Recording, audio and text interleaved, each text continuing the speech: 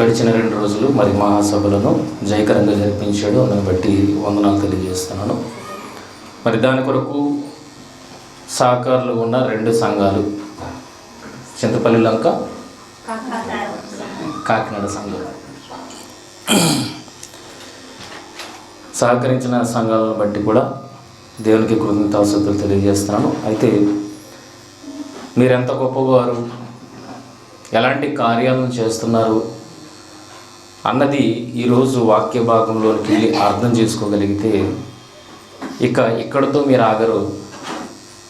ఇక ముందుకు మీరే ప్రేరేపింపబడతారు. ఎప్పుడు ఆ దేవుని కార్యం అని మీరే ఎదురు చూసేవారుగా ఉంటారు. కనుక వాక్యము అర్థం చేసుకోవడానికి ప్రయత్నం చేయండి. నిజంగా అర్థమైతే దానిలో ఉన్న మాధుర్యాన్ని మీరు అందిపుచ్చుకోగలుగుతారు. యెషయా గ్రంథము 2వ అధ్యాయము 2-3 వచనాలండి. అందరూ తీయండి. అంత్య దినములలో పర్వతముల పైన చూసారా, స్పీడ్గా చదివితే ఏమవుతుంది? అందులో స్పీడ్గా చదివి అనుకోండి, స్పీడ్గా తినేస్తే ఆహారం టేస్ట్ తెలుస్తుందా? ఎలా తింటారు? ఆస్వాదించాలి కదండి. వాక్యాన్ని కూడా అలాగే ఆస్వాదించాలి. అప్పుడే దాని టేస్ట్ అనేది తెలుస్తుంది. కనుక ఫాస్ట్గా వెళ్ళిపోద్ది. అంత్య దినములలో పర్వతముల పైన. పర్వతం అంటే ఏంటో తెలుసా మీకు? కొండ అంటే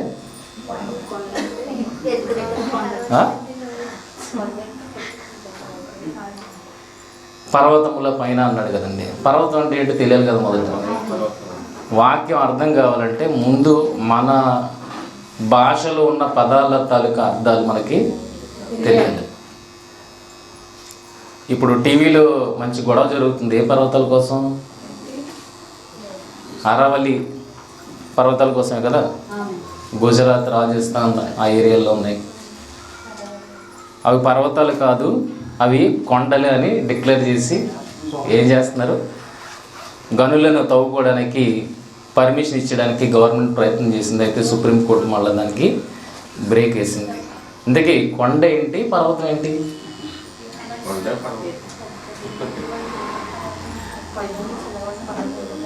చిన్నోళ్ళకి తెలియకపోవచ్చు, పెద్దోళ్ళు 2 ఒకటే అయితే కనుక, పర్వతం కొండ ఒకటే అయితే కనుక ఇక్కడ చూడండి, మీరు చదవండి.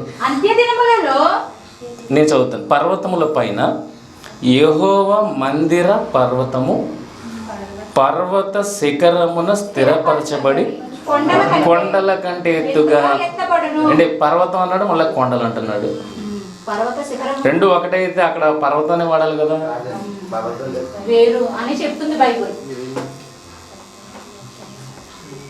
చదువుకున్న లేదు ఇక్కడ. హిల్కి మౌంటైన్కి తేడా ఏంటి? తెలుగులో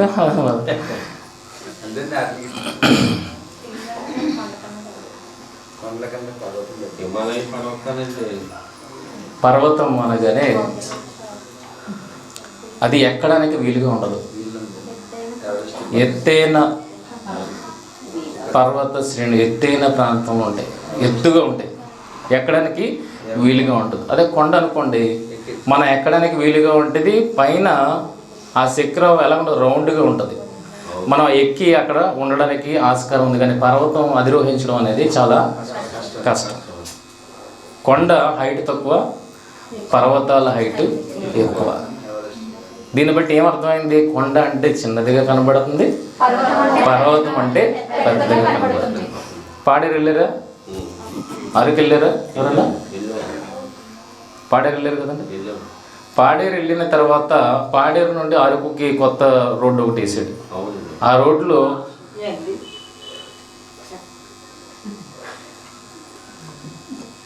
మనం ఏం మాట్లాడుకోవాలా? పాడేరు అంటే, పాడేరు వెళ్ళినప్పుడు పాడేరు ఎక్కడుంది? పాడేరు వెళ్ళాలంటే ఏం చేయాలి? ఎక్కాలి కదా. ఎన్ని మీటర్లు ఎక్కుతారు తెలుసా? 900 మీటర్లు హైట్కి వెళ్తారు. 900 నుండి 1000 మీటర్ల హైట్కి వెళ్తారు. అక్కడికి వెళ్ళిన తర్వాత ఆ పాడేరు నుండి అరకుకి ఒక మంచి చక్కటి రోడ్డు వేశారు. ఆ రోడ్లో ట్రావెల్ చేస్తే కనుక మరలా మనకేం కనబడతాయి? ఇక్కడ ఎలాగైతే ఇక్కడ మనం జర్నీ చేస్తున్నప్పుడు కొండలు కనబడుతున్నాయో, కొండ మీదకి ఎక్కిన తర్వాత కూడా మళ్ళీ ఏం కనబడుతున్నాయి మనకి? కొండలు కనబడుతున్నాయి, చాలా ఉన్నతమైన శిఖరాలు కనబడుతున్నాయి. వీటిని ఏమంటారంటే పర్వతాలు అంటారు. వీటిని పర్వతాలు, పర్వత శ్రేణి.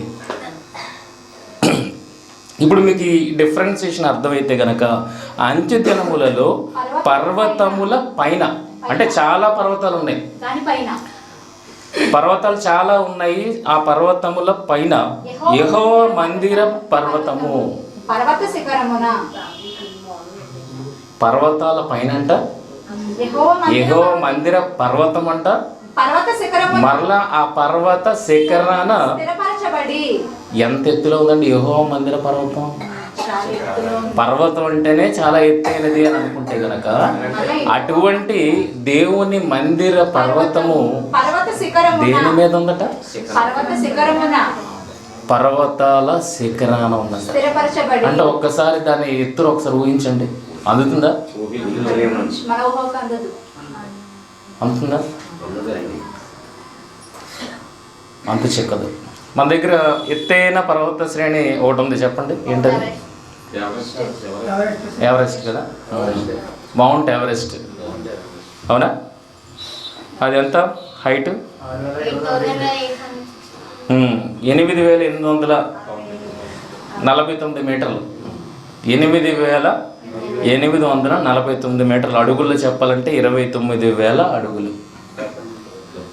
అంటే ఒక ఫ్లైట్ మనం ఎక్కితే, అది ఎగిరితే 33,000 అడుగుల హైట్లో అది వెళ్తూ ఉంటుంది. ఎవరెస్ట్ అందరూ ఎక్కిస్తారా? ప్రపంచంలోనే అత్యంత ఎత్తైన పర్వతంగా మౌంట్ ఎవరెస్ట్ పేరు పొందితే కనుక, అటువంటి ఎవరెస్ట్ పర్వతాన్ని అందరూ అధిరోహించలేరు. అందుకే కదా వాళ్ళ పేర్లు, మొట్టమొదటి వ్యక్తి ఎవరు, రెండో వ్యక్తి ఎవరు అని మనం పేర్లు పెట్టుకున్నాము. ఎందుకంటే అది ఎవరు ఎక్కలేరు కనుక. అది మనిషి అక్కడికి వెళ్ళడానికి ప్రయత్నం చేస్తే దేనితో చెలగాట వాడినట్టు? తన ప్రాణాలతోనే చెలగాట వాడినట్టు కదండి. అంటే ఆ హైట్కి అసలు రీచ్ అవ్వడమే కష్టమైతే, ఆ పర్వత శ్రేణికి పైన ఏం పెడతానంటున్నాడు దేవుడు? యెహోవా మందిర పర్వతము. ఒకసారి ఊహించుకోండి. అంత హైట్, ప్రపంచంలోనే అత్యంత ఎత్తైన శిఖరం ఏదైనా ఉందంటే అది ఎవరెస్ట్ శిఖరం అయితే, దాని మీద యెహోవా పర్వతం అంటే ఇంకా ఊహలకు అందనంత ఎత్తులో దేవుడు తన మందిరాన్ని స్థాపిస్తాను అని అంటున్నాడు. చూడండి, కొండల కంటే ఎత్తుగా ఎత్తబడగా నేను ఇది చదువుతున్నా. ఎత్తబడును, ప్రవాహములు వచ్చినట్లు సమస్త అన్ని జనులు దానిలోనికి వచ్చేదరు. అసలు ఎవరెస్ట్ శిఖరం అధిరోహించడమే మనుషుల తరం కాదు. ఒకలో ఇద్దరు ఒక వేళ్ల మీద లెక్క పెట్టుకోవచ్చు కదండి. కానీ ఈ పర్వతానికి ఎవరు వస్తారట? సమస్త అన్యజనులు దానిలోనికి వచ్చేదరు. ఇందుకే ప్రవాహం వచ్చినట్లు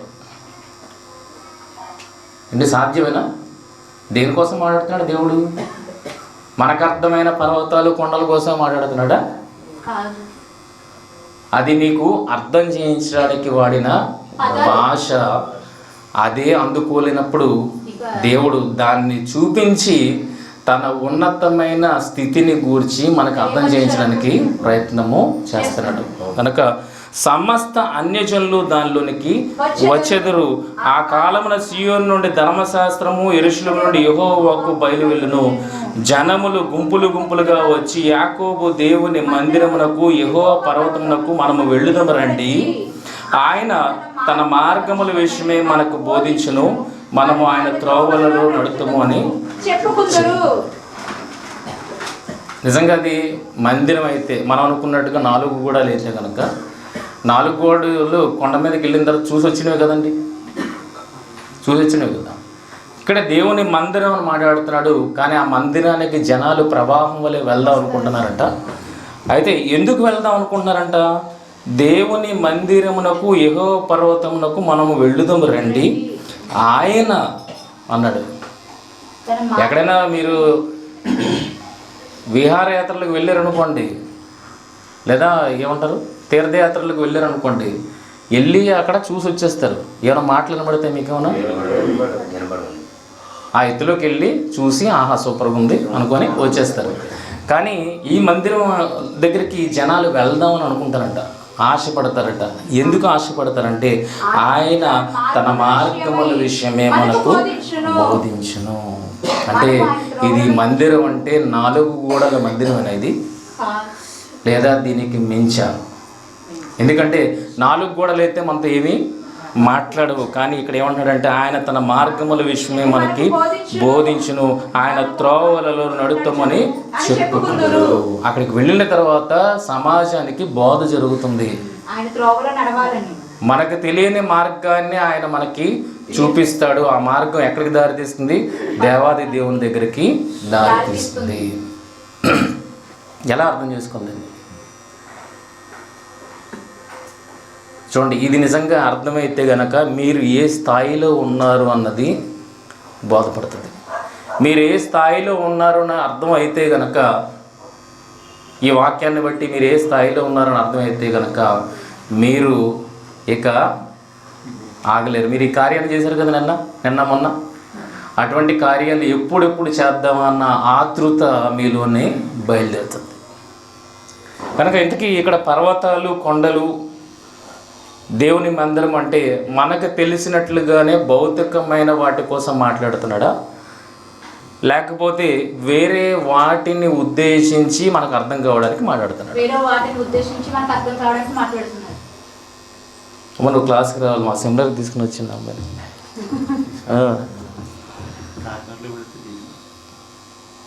వరంగల్ చూడండి, మీకు చూపెట్టడానికి మీకు కనబడుతుందా? పర్వతం మీద పర్వత శిఖరాలు, ఓకేనా? కనబడుతుంది కదా? అంటే మీకు అర్థం కావడానికి ఊహల్లోకి వెళ్తారని ఒకసారి ఇమాజినేషన్ చేసుకుంటారని. అయితే యెహోవా మందిర పర్వతం గురించి ఒక పక్కన మాట్లాడుతూనే, ఆ మందిరాన్ని ఎవరో ఒకరు కట్టాలి కదా, ఇప్పుడు వరకు అంత హైట్లో ఎవరైనా మందిరం కట్టిన దాఖలాలు ఏమైనా ఉన్నాయా? చూడండి, మనిషి కష్టం అయితే కనుక మెటీరియల్ ఎలాగెళ్తుంది? కట్టడం ఎలా జరుగుతుంది? జరగదు కదా.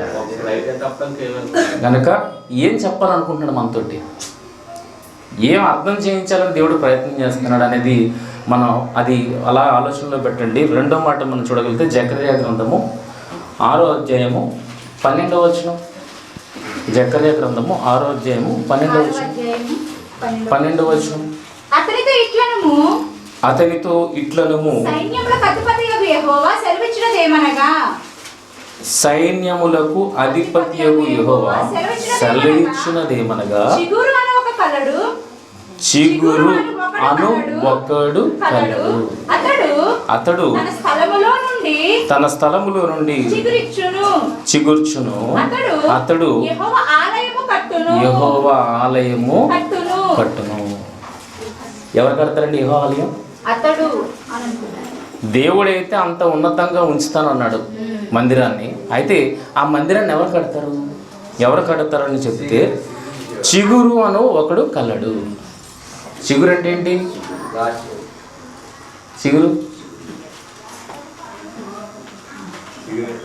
మనం మొక్కని కట్ చేస్తామండి. కట్ చేసిన తర్వాత మరలా చిన్నది అందులో ఉండి అంకురం లేస్తుంది కదా, దాన్ని చిగురు. ఇప్పుడు యెహోవా ఆలయమును ఎవరు కడతారట? ఆ చిగురు కడతారట. ఇందుకు ఎవరా చిగురు తెలుసా? వాక్యాన్ని బట్టి చెప్పాలి ఏదైనా. ఎవరా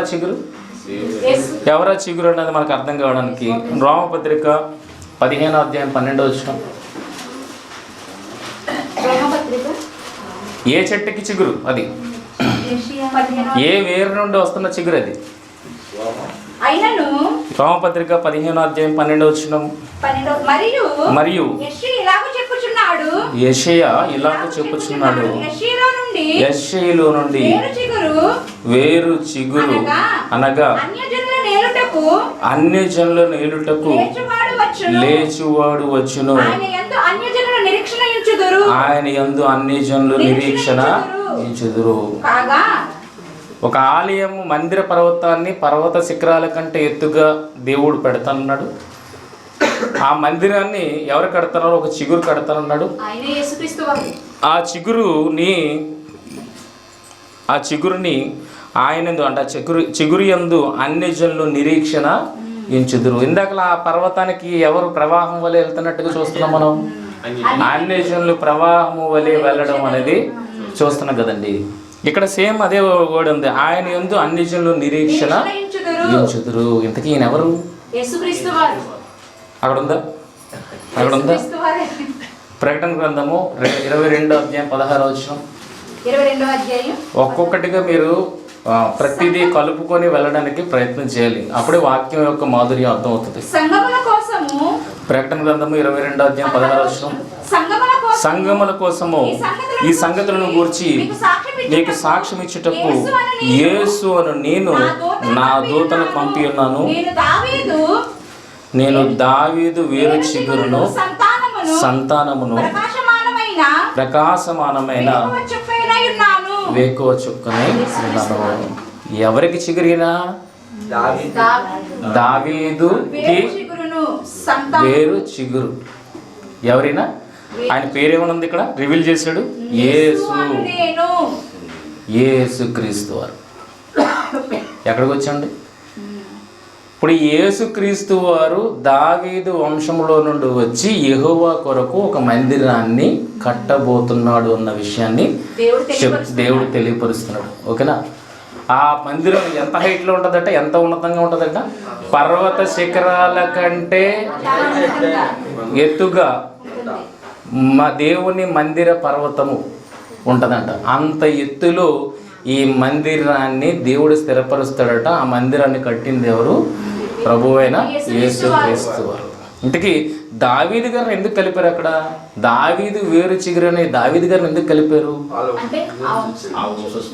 వంశస్థులు. ఓకే. కానీ ఎందుకు కలిపారు అన్న దావీదు గారి నుండి ఎందుకు స్టార్ట్ చేశాడు? దావీదు గారి నుండి ఎందుకు స్టార్ట్ చేశాడు అన్నది ఈరోజు మనం అర్థం చేసుకోవడానికి ప్రయత్నం చేయాలి. అయితే మందిరం అనేది ఎక్కడ స్టార్ట్ అయింది? దేవుని కొరకు ఒక మందిరం అనేది ఎక్కడ స్టార్ట్ అయింది? మీకు ఏమైనా ఐడియా ఉందా? లేదా? మోషే అరణ్యంలో 40 సంవత్సరాలు జర్నీ చేస్తున్నప్పుడు దేవుడు మోషేని కొండ మీదకి పిలిచిన తర్వాత, ఇదిగో నీకు కనబడిన రీతిన నా కొరకు ఒక మందిరాన్ని కట్టించు. అప్పుడు దేవుని మందసం అనగానే ఒక చెక్క పెట్టిలో, మోతకర్రలు కలిగిన చెక్క పెట్టిలో 2 రాతి పలకలు అందులో పెట్టబడ్డాయి. ఆ 2 రాతి పలకల మీద 10 ఆజ్ఞలు దాని మీద రాయబడ్డాయి. దాంతోపాటు ఏమున్నది? దేవుడే పోషకుడు అన్నట్టుగా మన్నాగల పాత్ర, దేవుడే అధికారం ఇచ్చేవాడు అని అహరోను చిగురించిన కర్ర, చేతికర్ర. అర్థమవుతుందా? దేవుడే శాసనాలను చేయగలుగుతాడు, ఆ శాసనాలను మనం తప్పగా పాటించాలని ఈ మూడింటిని అక్కడ అందులో ఉంచాడు. ఆ మందసాన్ని ఒక గుడారం ఏర్పాటు చేసి ఆ గుడారంలో పెట్టారు. ఇదే కాలంలో జరిగింది, మోషే గారి కాలంలో ఇది జరిగింది.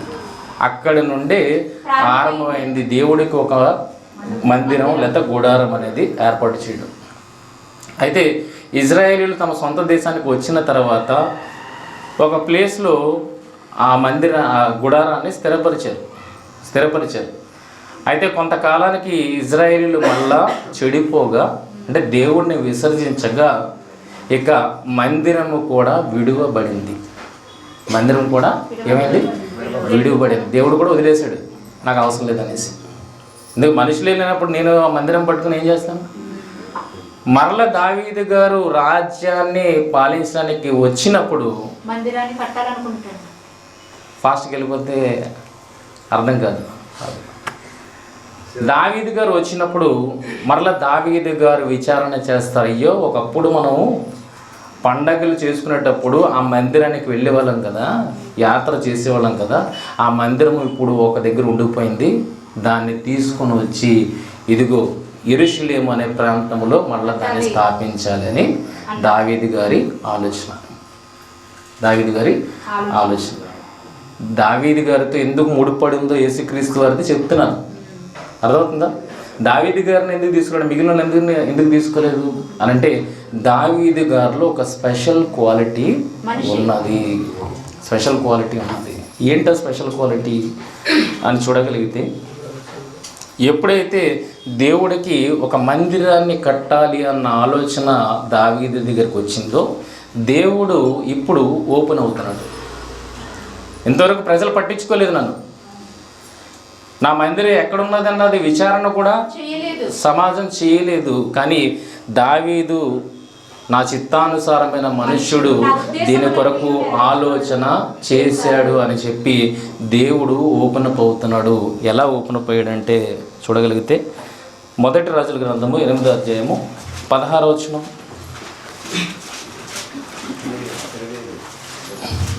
మొదటి రాజుల గ్రంథము 8వ అధ్యాయము 16వ వచనం. ఇశ్రాయేలులకు నా జనులను ఐగుప్తుల నుండి రప్పించిన నాటి నుండి నా నామము దాని యందుండునట్లుగా ఇశ్రాయేలుల గోత్రస్థానములలో ఏ పట్టణములోనైనను మందిరమును కట్టించుటకు నేను కోరలేదు గాని ఇశ్రాయేలులకు నా జనుల మీద దావీదును ఉంచుటకు నేను కోరి ఉన్నాను అని ఆయన సెలవిచ్చెను. ఏమైనా అర్థమైందా? చదివారు కదా, ఏమైనా అర్థమైందా? ఇక్కడ ఏమంటున్నాడంటే, దావీదు ఎప్పుడైతే మందిరం కట్టాలి, నీ కొరకు మందిరం కట్టాలని దేవుణ్ణి గురించి ఆలోచించడం స్టార్ట్ చేసాడో, అప్పుడు దేవుడు మాట్లాడుతున్న మాట నేనే చదువుతాను. నేను ఇశ్రాయేలీయులకు నా జనులను ఐగుప్తు నుండి రప్పించిన నాటి నుండి నా నామము దాని యందుండునట్లుగా ఇశ్రాయేల్ గోత్రస్థానములలో ఏ పట్టణములోనైనను మందిరమును కట్టించుటకు నేను కోరలేదు. ఒక ప్లేస్ని కోరుకోలేదు దేవుడు, ఒక మందిరం ఉండాలన్న ఆలోచన చేయలేదు. ఏది కోరుకోలేదు అక్కడ దేవుడు? మందిరం ఉండాలన్న ఒక ప్లేస్ని కోరుకోలేదు, ఒక మందిరం ఉండాలని కోరుకోలేదు. ఆలోచనే లేదు దేవుడికి, అది లేదు ఆలోచన. కానీ ఏమున్నది? నేను కోరలేదు కానీ ఇశ్రాయేలీయులకు నా జనుల మీద దావీదును ఉంచుటకు నేను కోరి ఉన్నాను. దేని కోరుకున్నాడండి? దేవుడు మందిరాన్ని కోరుకోలేదు, దేవుడు ఒక స్థలాన్ని కోరుకోలేదు, నిర్ణయించుకోలేదు. కానీ ఎప్పుడైతే దావీదు దేవుని కొరకు ఆలోచించాడో అప్పుడు దేవుడు ఏమన్నాడంటే, ఇదిగో నేను దావీదును ఉంచుటకు నేను కోరి ఉన్నాను. నేను కోరుకున్నది ఏంటో తెలుసా? ప్లేస్ కాదు, మందిరం కాదు. ఎవరిని? దావీదుని. ఏంటి దావీదు అంత స్పెషల్ అంటే ఒక మందిరం కట్టాలి అన్న ఆలోచన ఒక వ్యక్తికి పుట్టింది అని అంటే ఆల్రెడీ ఆ వ్యక్తి ఆ దేవునికి ఎలా మారిపోయాడు చెప్పండి? ఇష్టానుసారుడుగా మారిపోయాడు. ఓ మందిరం కట్టాలి అన్న ఆలోచన ఆయనకు వచ్చింది కదా. ఓ మందిరం కట్టాలన్న ఆలోచన ఆయనకు వచ్చినప్పుడు ఆల్రెడీ ఆయన తన్ను తాను ఆ దేవునికి ఎలా మార్చుకున్నాడు? మందిరముగా. అర్థమైందా? తాజ్మహల్ కట్టాలి అన్న ఆలోచన వచ్చింది, మొదట ఎక్కడ కట్టేశాడు? ప్లాన్ తలంపుల్లో కట్టేశాడా లేదా? తర్వాత ఫిజికల్గా మనం చూడడానికి వచ్చింది కదండి. కనుక తాజ్మహల్ రాకముందు అది ఆల్రెడీ ఎక్కడ బిల్డ్ అయిపోయింది? వాడిలో బిల్డ్ అయిపోయింది. అలాగే దావీదు ఎప్పుడైతే దేవుని కొరకు మందిరాన్ని కట్టాలని అనుకున్నాడో, నువ్వు కట్టాల్సిన అవసరం లేదు బాబు, ఎందుకంటే నువ్వే నా మందిరముగా ఉన్నావు. ఏంటి ఇలాగా మందిరంగా మారిన వ్యక్తులు ఎవరు ఉన్నారు? ఆలోచించండి. దావీదుకు ముందు ఎందుకు దావీదును కోరుకున్నాడో, దావీదు వేరు చిగురైన యేసుక్రీస్తు వారిని ఎందుకు తీసుకుని వచ్చాడో ఆ బ్యాక్గ్రౌండ్ మనకు అర్థం కావాలి. దావీదు కట్టాలి అన్న ఆలోచన వచ్చిందండి అంటే దాని అర్థం ఏంటంటే తను తాను ఎలా మార్చుకున్నాడంటే మందిరముగా మార్చుకున్నాడు. దేవుడు ప్లేస్ కోరుకోలేదు, మందిరాన్ని కోరుకోలేదు, వ్యక్తిని కోరుకున్నాడు. అంటే దాని అర్థం ఏంటి? ఆయన అలా ఉన్నాడు. అర్థమవుతుందా? ఇప్పటివరకు మనం ఏం చూసాం? భౌతికమైన మందిరాలు చూసాం, కానీ నిన్ను నువ్వు మందిరంగా మార్చుకోవడం చూసావా? ఎందుకు మందిరాలు ఎందుకున్నాయి? ఆ మందిరాన్ని చూసి నువ్వు ఆయనకు మందిరంగా మారడానికి. మారాలని. ఇక్కడికి ఎందుకు వస్తున్నారు మీరు అందరూ? ఇది మందిరం, మనం అందరం ఉంటే మందిరం కదా.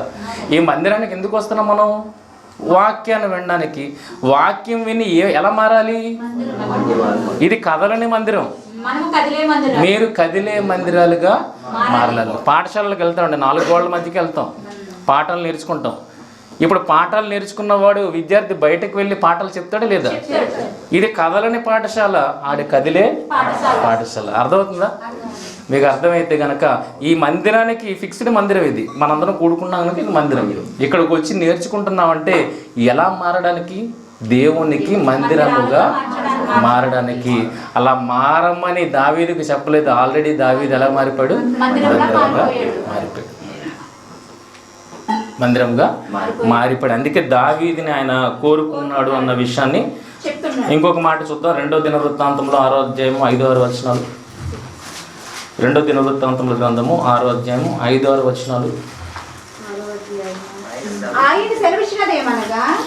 ఆయన సెలవిచ్చినదేమనగా నేను నా జనులను ఐగుప్తు దేశంలో నుండి రప్పించిన దినము మొదలుకొని ఒక మందిరమును కట్టింపవలెనని నేను ఇశ్రాయేలుల గోత్ర స్థానములలో ఏ పట్టణములైనను కోరుకొనలేదు. నా జనులైన ఇశ్రాయేలుల మీద అధిపతిగా నుండుటకై ఏ మనుషులైనా నేను నియమింపలేదు. ఇప్పుడు నా నామము ముండుటకై యెరూషలేమును కోరుకుంటుని నా జనులైన ఇశ్రాయేలు మీద అధిపతిగా నుండుటకై దావీదును కోరుకుంటుని. ఆయన ఉండడానికి ఆయనకు మందిరం అవసరం లేదు. ఎందుకు మందిరం కావాలి? మందిరం తర్వాత ఎందుకు నీ కుమారుడు కడతాడని చెప్పాడంటే జనాలు తమను తాము మందిరంగా మలుచుకోలేదు కనుక దాన్ని చూసైనా మలుచుకుంటారని. దావీదుకి ఎందుకు వద్దన్నాడు? ఆల్రెడీ నువ్వు ఉన్నావు, నువ్వు సరిపోతావు, నాకు ఇంకొక మందిరం అవసరం లేదు అని అన్నాడు. కనుక ఇక్కడ ఏది కోరుకున్నాడు అని అంటే దేవుడు ఒక మందిరాన్ని కోరుకోలేదు, ఒక స్థలాన్ని కోరుకోలేదు, కానీ ఒక వ్యక్తిని మాత్రము కోరుకున్నాడు. నువ్వు ఉన్నావు చాలు, నీలో నేను ఉంటాను. చూడండి, కీర్తనల గ్రంథము 78వ కీర్తన 68 నుండి 68 నుండి యోధా గోత్రమును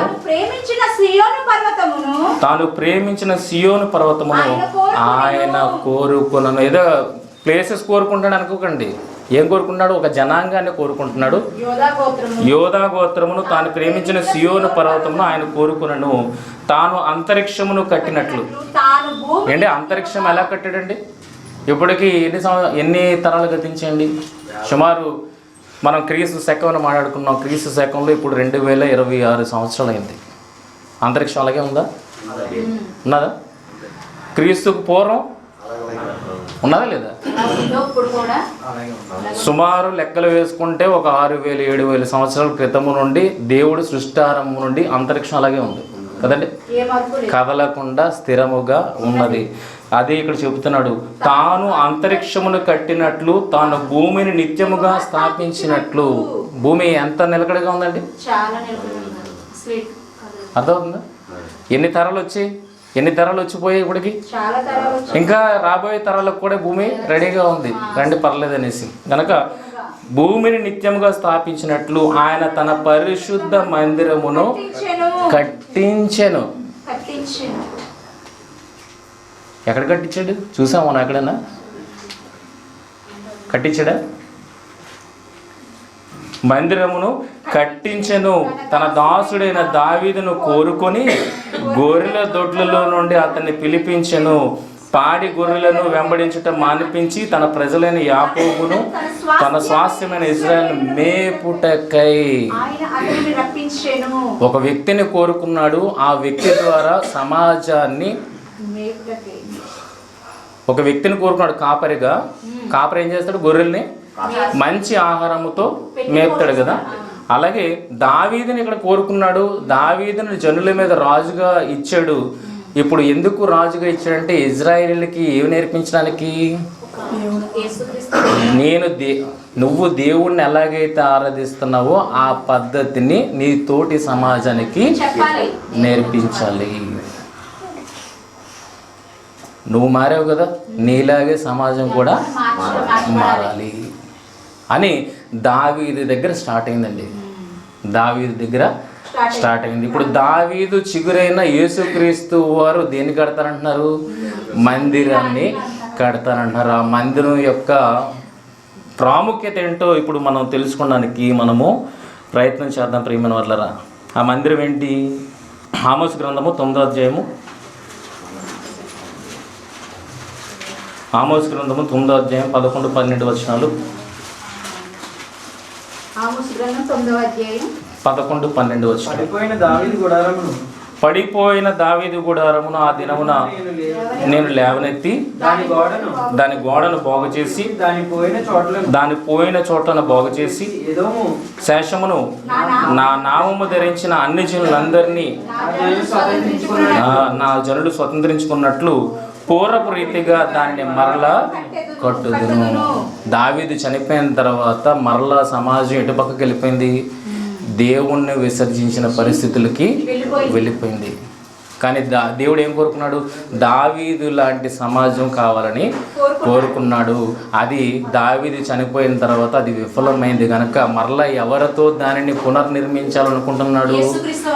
అది అన్నాడు ఇక్కడ. దావీదు కూడా దాని పాడైన చోట్లను బాగు చేసి దానిని మరలా కట్టుదును. దేని కడతాడట? దావీదు గుడారముని కడతాడంటే అంటే దావీదు గుడారాన్ని మరలా ఆయన నిర్మించాలనుకుంటాడంటే దావీదు ఎంత గొప్పగా ఆయనకు మందిరంగా ఉన్నాడు అనేది ఒకసారి ఆలోచించాలి. అర్థమవుతుందా?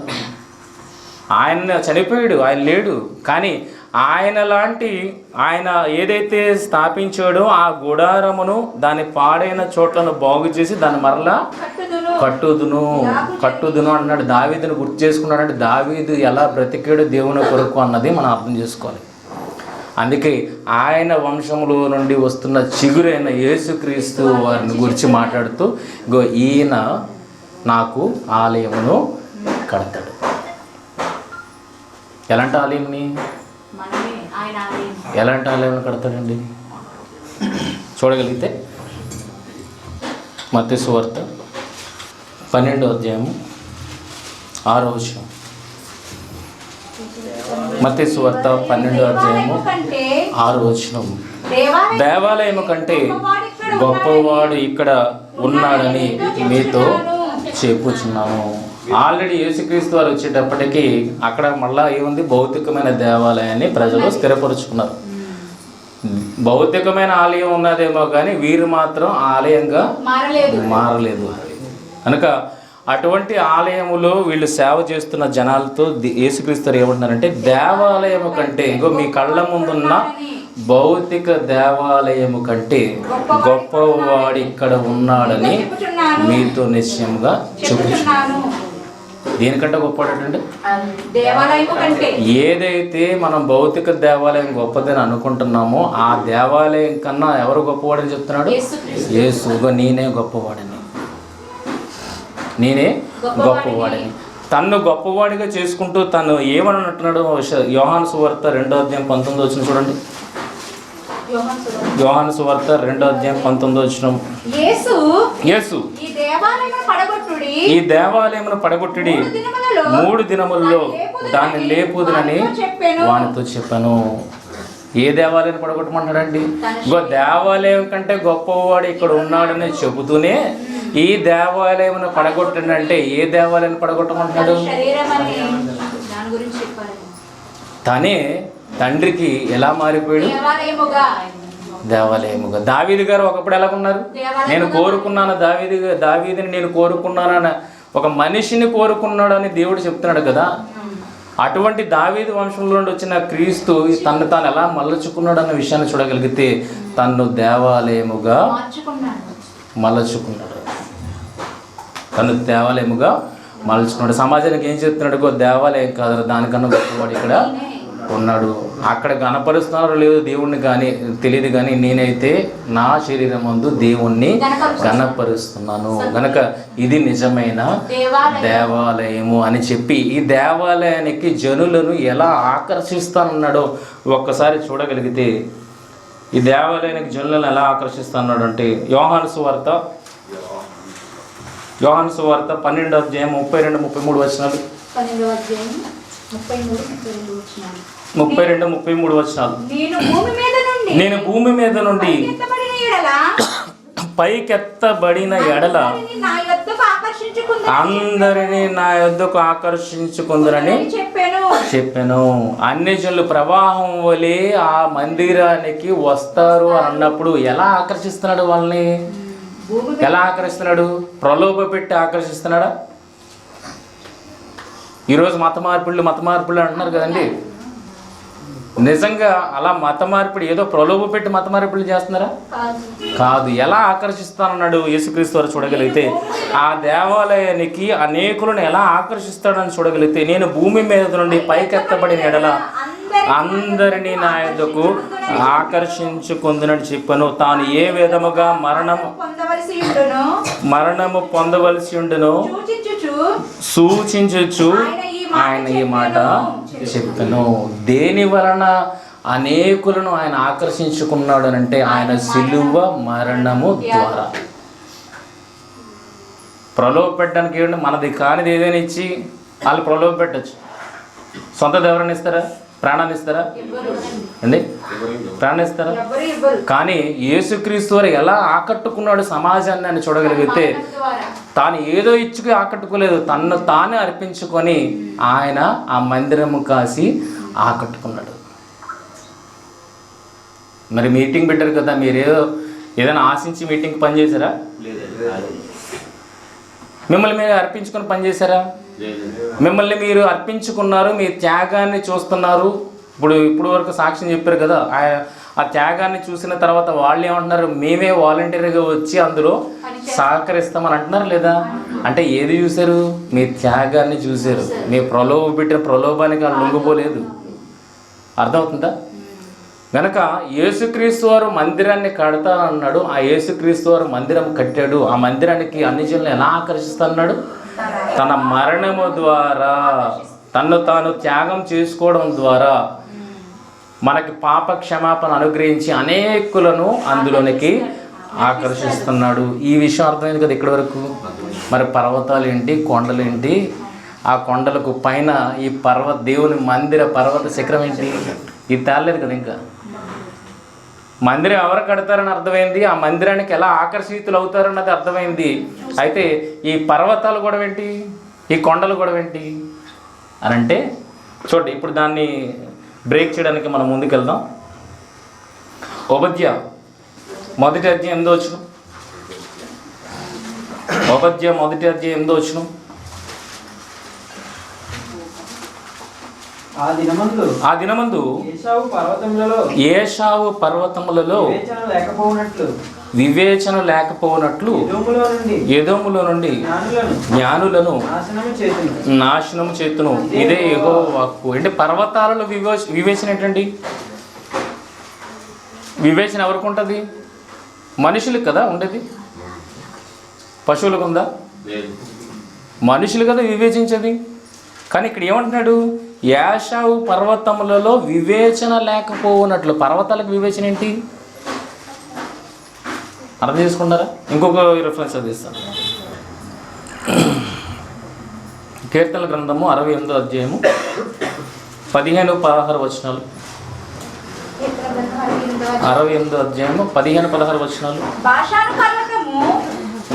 బాషాను పర్వతము దేవ పర్వతము, బాషాను పర్వతము శిఖరములు గల పర్వతము, శిఖరములు గల పర్వతములారా, దేవుడు నివాసముగా కోరుకున్న కొండను మీరేలా ఓరచూపులు చూస్తున్నారు అండి? ఒక పర్వతం ఒక కొండను ఓరచూపులు చూస్తుందా? అంటే పర్వతాలు కొండలను ఓరచూపులు చూస్తే మనుషులు చూస్తారు ఓరచూపులు. ఇగో నన్ను వదిలేసి ఆండి పట్టుకున్నాడు ఏంటి అని ఎవరు చూస్తారు? మనుషులు. మనుషులు ఓరచూపులు చూస్తారేమో కానీ పర్వతాలు కొండలు చూసి ఓరచూపు చూడడం ఏంటి అంటే దీన్ని బట్టి ఏమర్థం అవుతుంది? పర్వతాలని కొండలని దేనితోనో పోలుస్తున్నాడు అన్న విషయం మనకి ఇక్కడ అర్థమవుతుంది. ఇప్పుడు మనం వెళ్దాం జకర్యా గ్రంథము 4:7 జకర్యా గ్రంథము 4:7 గొప్ప పర్వతమా జెరుబ్బాబేలును అడ్డగించుటకు నీవు ఏమాత్రపు దానవు?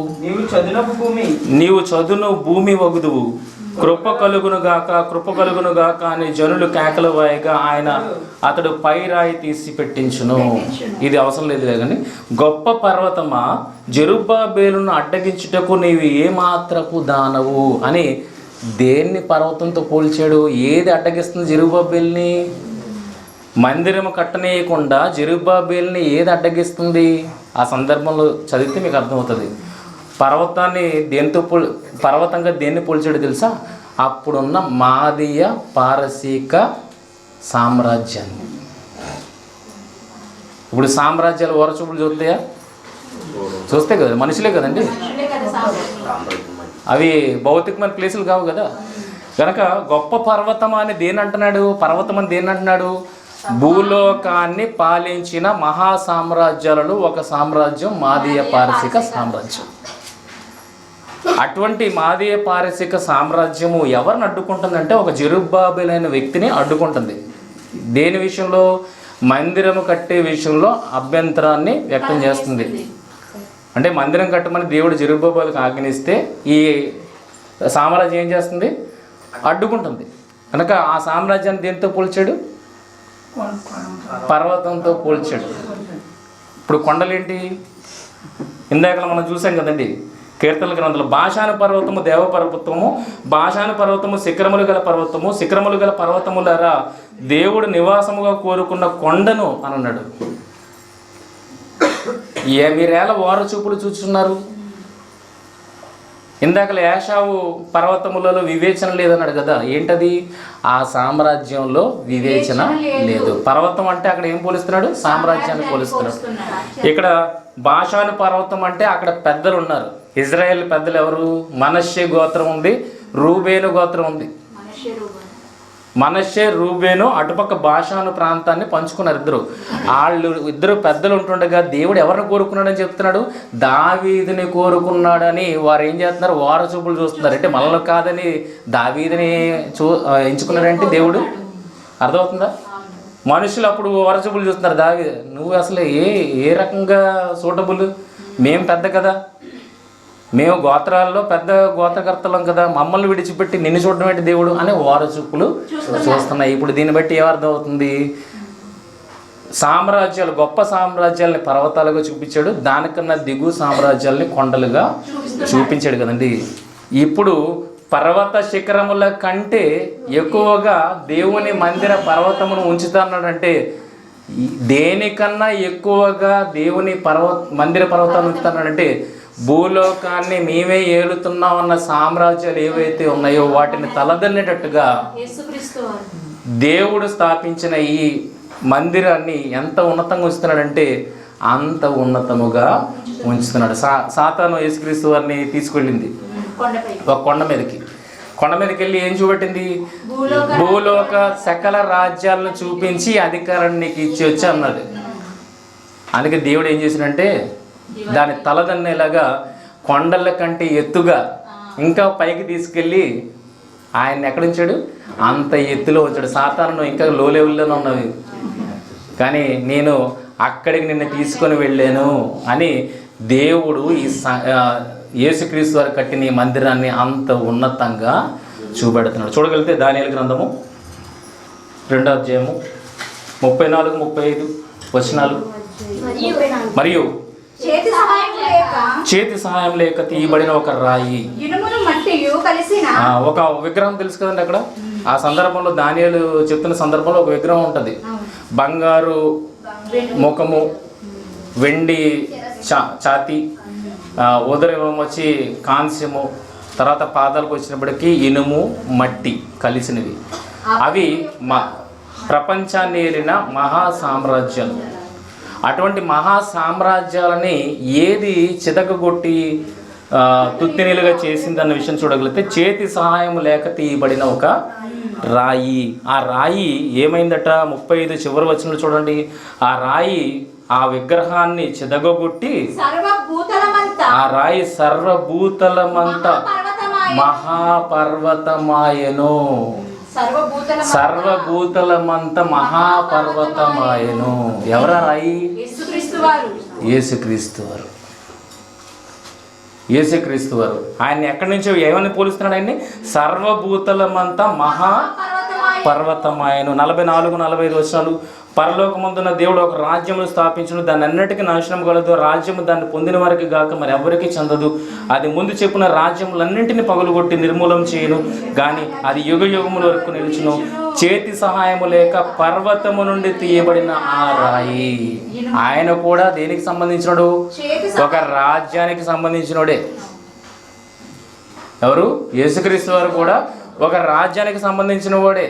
ఆ పర్వతము నుండి తీయబడిన ఆ రాయి ఇనుమును, ఇత్తడిని, మట్టిని, వెండిని, బంగారమును పగులగొట్టగా తమను చూచితిరే.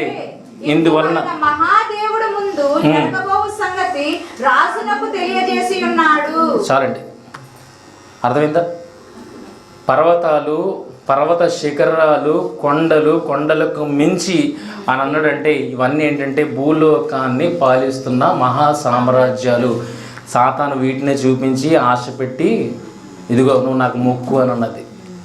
ప్రభువుకే మొక్కాలు తెప్తే ఇంకెవరికి మొక్కకూడదు అని యేసుక్రీస్తు వారు మాట్లాడి తన్ను తాను సజీవ యాగముగా ఆ దేవునికి అర్పించుకొనడం ద్వారా దేవుడు ఏ స్థాయికి ఆయన తీసుకువెళ్ళాడంటే సాతాను కొండ మీదకే తీసుకెళ్ళిందేమో కానీ దానికన్నా ఉన్నతముగా ఆయనను దేవుడు నించోబెట్టాడు అన్నది సూచనగా యెషయా గ్రంథము 2వ అధ్యాయము విషయాన్ని తెలియపరుస్తుంది.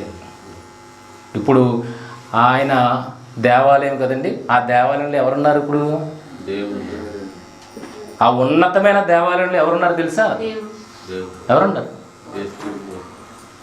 ఇక్కడే అసలు శిష్యులేని మీరు తెలుసుకోవాలి. ఆ దేవాలయంలో ఎవరున్నారు? ఇప్పుడు మీరు ఎవరున్నారు? మీరు కూడా ఉన్నారు. ఆ దేవాలయంలో ఎవరున్నారు? మీరు కూడా ఉన్నారు. దేవుడు అంత ఉన్నతంగా మిమ్మల్ని ఉంచాడు. మత్తయి సువార్త 5వ అధ్యాయము. మీరు లోకమునకు వెలుగు ఎక్కడ ఉంది చూడమ్మా. 13వ వచనం. మీరు లోకమునకు ఉప్పై ఉన్నారు. లోకమునకు వెలుగు ఉన్నారు. చదువమ్మా. మీరు లోకమునకు వెలుగై ఉన్నారు. కొండల మీద నుండు. చాలు, స్టార్ట్ వచనం చెప్పమ్మా. 14. 5వ అధ్యాయం 14. మీరు లోకమునకు వెలుగై ఉన్నారు. వెలుగు ఎక్కడ పెడతామండి? ఇప్పుడు ట్యూబ్లైట్లు వస్తే కనుక ఎక్కడ కావాలంటే అక్కడ పెట్టుకున్నాం కనుక ఎక్కడ ఒక ప్లేస్లో ఉండాలని లేదు. ఒకప్పుడు ఆ దీపం పుట్టి వెలిగించుకున్నారు అనుకోండి, ఎక్కడ పెట్టేవారు? ఇలాగా అంత హైట్లో ఉంటే ఆ హైట్లో చుట్టూ వెలిగడానికి పెట్టేవారు కదండి. అంటే వెలుగు అన్నది ఎక్కడ ఉండాలని అర్థమవుతుంది? పైన ఉండాలి. సూర్యుడు ఎక్కడ ఉన్నాడు? చాలా పైన ఉన్నాడు కదా, చాలా పైన ఉన్నాడు. పైన ఉంటేనే వెలుగు ఇవ్వగలుగుతాడు, కింద ఉంటే వెలుగు ఇవ్వగలుగుతాడా? కనుక ఇప్పుడు మిమ్మల్ని దేంతో పోలుస్తున్నాడు? వెలుగు. ఎలా వెలుగు? మీరు లోకానికి ఎలా వెలుగు? ఎలా వెలుగు అని కిందకి చెప్తున్నాడు అండి. ఆన్సర్ కిందకి ఇస్తున్నాడు. అయితే మిమ్మల్ని ఎలా పోల్చాడంటే వెలుగుతో పోల్చాడు. ఇప్పుడు వెలుగు ఎక్కడ ఉండాలి చెప్పండి? ప్రపంచ సకల రాజ్యాలకు కనబడి అన్ని జనులందరూ ఆ ప్రవాహముగా వచ్చేటట్లుగా ఆ వెలుగు ఎక్కడ ఉండాలి? మీరు ఎక్కడున్నారు ఒకసారి ఆలోచించండి. దేవుడు సంఘముగా మనలను ఎంత ఉన్నతంగా ఉంచాడో ఒక్కసారి ఆలోచించండి. ఎక్కడ ఉంచాడు? లోకమునకు వెలుగు ఉన్నారా? చూడండి, నెక్స్ట్ చదవండి. కొండ మీద నుండి పట్టణము మరుగై ఉండనేరదు. ఒకవేళ కొండ మీద ఏదైనా పట్టణం మీరు చూసారనుకోండి, ఇక్కడ మన కొండలు లేవు కాకినాడలో, కానీ విశాఖపట్నం మీరు వెళ్ళారు అనుకోండి, ఏరాడు కొండ ఉంటుంది. ఏరాడు కొండ మీద సిటీ ఉంటుంది, నేవల్ క్వార్టర్స్ ఉంటుంది. మీరు ఈ సముద్ర ఒడ్డుకి వెళ్ళి ఎక్కడ చూసినా సరే ఆ కొండ మీద ఫుల్గా లైటింగ్తో పాటు అది కనబడుతుంది. ఎందుకు? కొండ మీద ఉంది కనుక. పోనీ అన్నవరం వెళ్ళారు కదా మీరు, అన్నవరం వెళ్ళినప్పుడు అన్నవరం కొండ మీద ఉన్నది కనబడుతుందా లేదా? కనబడద్దా?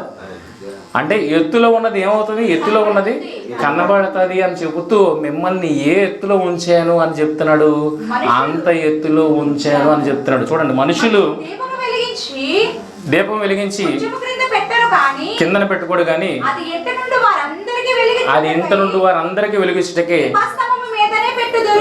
దీపస్తంభం మీద పెట్టుదురు. మనుషులు నీ వెలుగు ఏంటో తెలుసా? మీ వెలుగు మీ సత్క్రియ, మీ సత్క్రియ. మీ సత్క్రియలను చూడాలి అని అంటే మీరు ఎక్కడ ఉండాలి? ఉన్నతంగానే ఉండాలి కదా, కదండి.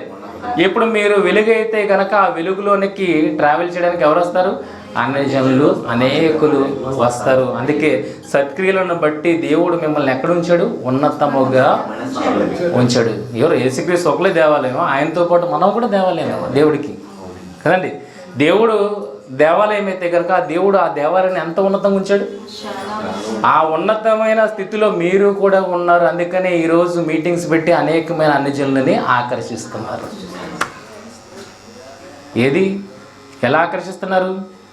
మళ్ళా చెప్తున్నాను, మభ్యపెట్టి కాదు, బురిడి కొట్టించి కాదు, మీ త్యాగాలను బట్టి, మీ విలువైన బ్రతుకును బట్టి మీరు ఏం చేస్తున్నారంటే మంచి వాక్యాన్ని బట్టి అన్యజనులను అనేకులను ఈ మార్గంలోనికి ఆకర్షిస్తారు. క్రీస్తు ఎలా ఆకర్షించాడో మనం కూడా అదే మందిరముగా అనేకులను ఆకర్షించగలగాలి. ఆ మందిరంలో మీరు ఉన్నారు. ఈరోజు నిన్న మొన్న చేసిన కార్యక్రమం అదే. ఇప్పుడు సంఘముగా మీరు చేస్తున్న కార్యక్రమం అర్థమవుతున్నాయా? మీరు అంత హైట్లో ఉన్నారు. అంత హైట్లో ఉంటూ ఎవరికి చూపెడుతున్నారు? మీ వెలుగుని అన్యజనులకు చూపెడుతున్నారు. ఇప్పుడు అన్యజనులు అందులోని ప్రవాహం వల్ల రావడానికి ఇష్టపడుతున్నారు. ఇప్పుడు చూడండి, ఎంతమందిని మీరు ఆకర్షించాలి? ఇప్పుడు అయిపోయారా? ఇంకా ఉన్నారా? మరి ఆ ఎత్తులో ఉన్నందుకు ఇప్పుడు ఎన్ని కార్యక్రమాలు చేస్తే అంతమందిని ఆకర్షించగలుగుతాం? ఇప్పుడు చెప్పండి, మీరే ఆ మందిరం. ఇప్పుడు మీరే ఆ మందిరం అయితే మీరు ఎంతమందిని ఆకర్షించగలగాలి? కొంతమందిని ఆకర్షించగలిగాం కొన్ని కార్యక్రమాల ద్వారా. ఇంకా అనేకమైన కార్యక్రమాలు, సత్క్రియలు మనం చేయగలిగితే అనేకులు అన్యజనులు ఆకర్షింపబడతారు. అర్థమైందా? ఆ మందిరాన్ని కట్టింది యేసు ప్రభు. ఆ మందిరంలోనికి మనం కూడా చేర్చబడుతున్నాం. ఈరోజు మనం కూడా మందిరంగా అంత ఉన్నతమైన స్థితిలో దేవుడు మనల్ని చూస్తున్నాడు. ఎందుకు అంత ఉన్నతమైన స్థితిలో చూస్తున్నాడంటే మీరే లోకానికి ఆ వెలుగు కాసి ఈ మిగిలిన వాళ్ళందరూ ఆకర్షితులు అవ్వాలి. క్రీస్తువారే కదా మీరు. క్రీస్తువారైతే క్రీస్తు ఎలా ఆకర్షించాడో మీరు క్రీస్తువారైతే మీరు అలాగే ఆకర్షించారు. మరి ఆకర్షించడానికి ఒక కార్యక్రమము చాలదు, అనేకమైన కార్యక్రమాలు చేయాలి. ప్రవాహంలో వస్తున్నారంటే దాని అర్థం ఏంటి? ప్రవాహంలో వస్తున్నారంటే మీరు ఏం చేస్తున్నారు? ప్రవాహంలో వచ్చేటట్టుగా నిరంతరమే మీరు పనిచేస్తున్నారు. ప్రవాహంలో రావాలంటే ఇప్పుడు ఏం చేయాలండి? నిరంతరము మీరు పని చేయాలి. ఏదో చేసామో ఆగిపోవడం కాదు. మీరు ఆ స్థితిలో దేవుడు ఉంచాడు అంటే, సూర్యుడు ఉన్నాడంటే నిరంతరం వెలుగుతూనే ఉన్నాడు కదండి.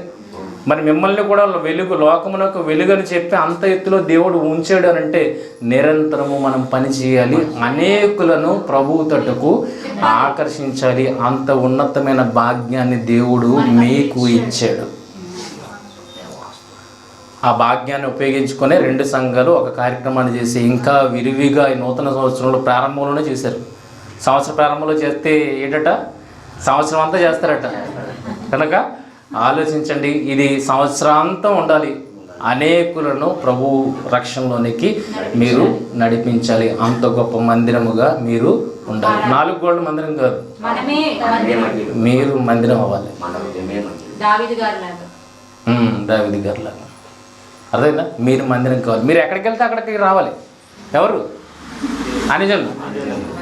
మీరు ఎక్కడికి వెళ్తే అక్కడికి రావాలి. ఇక్కడికి వస్తేనే రావడం కాదు, మీటింగ్ పెడితేనే రావడం కాదు. మీరు మందిరం అయితే మీరు ఎక్కడికి వెళ్తే అక్కడికి మీరు అనేకులను ఆకట్టుకోవాలి.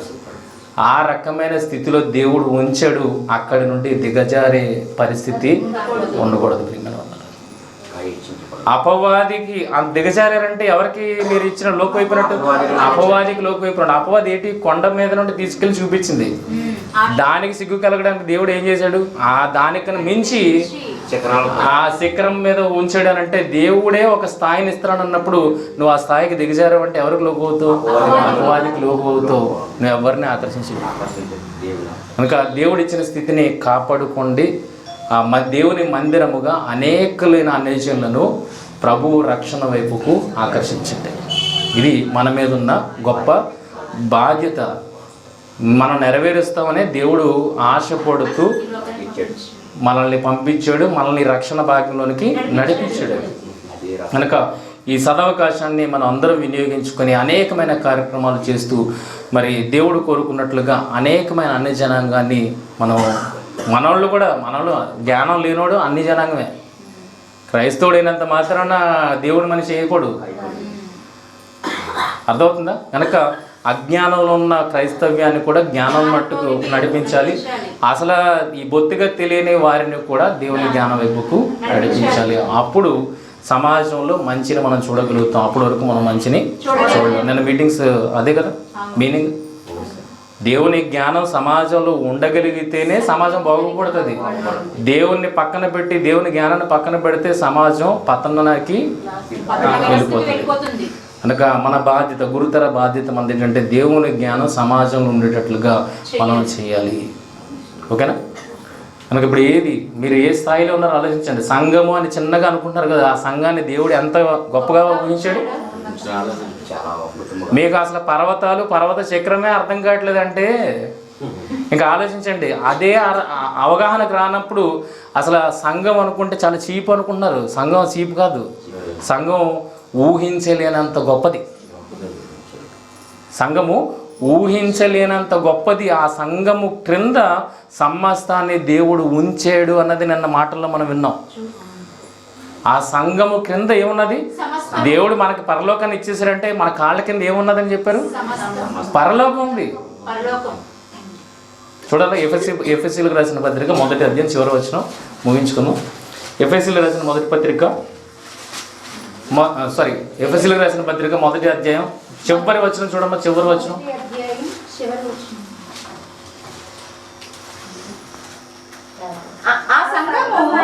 ఆయన శరీరము సమస్తమును పూర్తిగా నింపుచున్న వారి సంపూర్ణతే ఉన్నది. అయిపోయిందా? దాని పైన చదవమ్మా. మరియు సమస్తమును పాదముల క్రింద ఉంచి. ఏది? దేవుడు సమస్తమును అంటే దేవుడు సమస్తమునంటే ఆయన పాదముల క్రింద ఉంచి. దేవుడే సమస్తం అంటున్నాడంటే ఏది వదిలేడు చెప్పండి? దేవుడే అంటున్నమాట. సమస్తాన్ని అంటున్నాడంటే అంటే దేవుని అదుపులో ఏవైతే ఉన్నాయో వాటన్నింటినీ అవన్నింటినీ ఎవరి పాదము కింద పెట్టారంటే చూడండి. చదవమ్మా.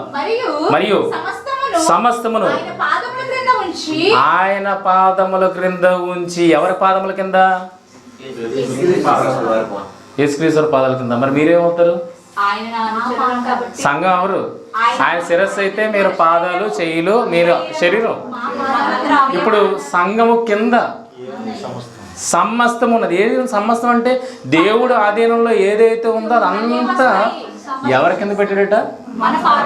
సంఘం కింద పెట్టాడంటే సంఘం యొక్క ఉన్నత స్థితిని ఒకసారి ఆలోచించండి. శిరస్సుగా నియమించను. కనుక ఏది మన వల్ల అవ్వదు అని లేదండి, ఏదైనా మన వల్ల అవుతుంది. అదే ఫిలిప్ గారు మాట్లాడుతున్నారు, ఇగో అవ్వదు అనుకున్నాను కానీ దేవుడు కార్యాన్ని జరిగించాడు. దేవుడు ఖచ్చితంగా చేస్తాడు. సంఘం అంత గొప్పది. మనిషి తలంచుడు కాదండి, సంఘం తలంచుకుంటే ఏదైనా సాధించగలదు. ఆ సంఘానికి ఎంత పవర్ ఇచ్చాడో తెలుసా? నువ్వు మోస్తే మోయబడుతుంది పరలోకం, నువ్వు తెరిస్తే తెరవబడుతుంది. అర్థమవుతుందా? అంటే సంఘం దగ్గర ఏ తాళపు చెవులు కూడా ఉన్నాయి? పరలోకపు తాళపు చెవులుగా నువ్వు మోస్తే మూయబడుతుంది, నువ్వు తెరిస్తే తెరవబడుతుంది. అసలు దేవుని కంట్రోల్లో ఉండాల్సింది ఎవరి కంట్రోల్లోకి వచ్చింది? అంటే సంఘం స్థితిని ఒకసారి ఆలోచించండి. అదే అక్కడ పర్వతాలను చూపించి ఎక్స్ప్లెయిన్ చేయడానికి ట్రై చేస్తున్నాడు. అదే మనకు అర్థం కాదు అన్నప్పుడు సంఘం కూడా చిన్నదేం కాదు, ఊహకు అందనంత అంత గొప్ప స్థాయిలో నిన్ను నన్ను పెట్టాడు అన్నప్పుడు ఆ స్థాయి నుండి నక్షత్రమా, తేజో నక్షత్రమా, వేకు చుక్క నువ్వు జారి పడితివి అనే అపవాదిని గురించి అన్నాడు. మిమ్మల్ని గురించి నన్ను గురించి దేవుడు ఆ మాట అనకూడదు. అర్థమవుతుందా? ఆడు పతనానికి వెళ్ళిపోయాడు, మనల్ని మరలా ఉంచాడు దేవుడు, అందులోని తప్పించి మనల్ని ఉంచాడు. ఇప్పుడు మనం ఆడిలాగా కిందన పడకూడదు, ఎప్పుడు పైనే ఉండాలి, అనేకులను ఆకర్షించాలి. ఓకేనా? అంత గొప్పది సంఘం అని చూపించడానికి. కనుక మీరు అంత గొప్పది కదా, ఎన్ని కార్యక్రమాలు చేయాలి ఇప్పుడు ఆలోచించండి. ఎన్ని చేయాలి? అవసరమైతే మనల్ని మనం త్యాగం చేసుకునైనా కార్యక్రమాలు జరిగించాలి. అది ఆ ప్రేరేపణ మీకు కలిగించడానికే ఈరోజు ఈ సందర్భాన్ని మీ ముందు ప్రజెంట్ చేయడం జరిగింది. కనుక సంఘం అంత ఉన్నతమైనది, సంఘాన్ని దేవుడు నించోబెట్టాడు. అన్ని జనులు ప్రవాహం వల్ల వస్తారంటే ఖచ్చితంగా వస్తారు, మీరు నించోవాలంటే. ఓకేనా? ప్రారంభం చూసుకోండి.